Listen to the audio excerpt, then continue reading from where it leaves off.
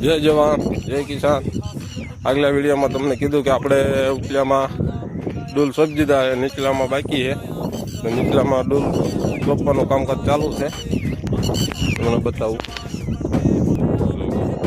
નીચલા ભાગમાં ડોલ સોંપાય આપણે અને ઉપલા ભાગમાં દીધા છે આપણે। અને જો આ તલ બલ જમી ગયા છે, તલ બલ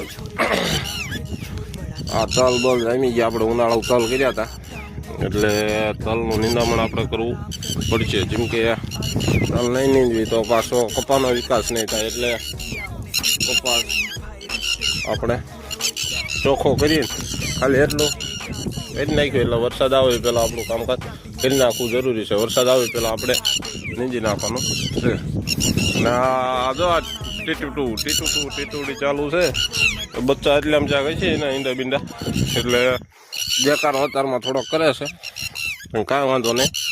આપણે અતારમાં થોડુંક આ તલના કેરખા હોય એ કાઢી નાખવી અને આપણે થોડુંક કામ છે।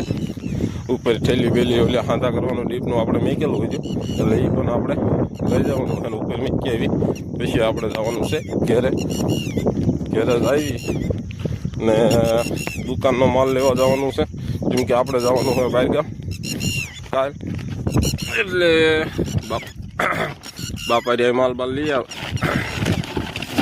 એટલે ભાઈ ઉપાડીને કાલ કાંઈ બોટાદ જવાનું રહે નહીં માલ લેવા, એટલા માટે આપણે ઘરે જઈશું।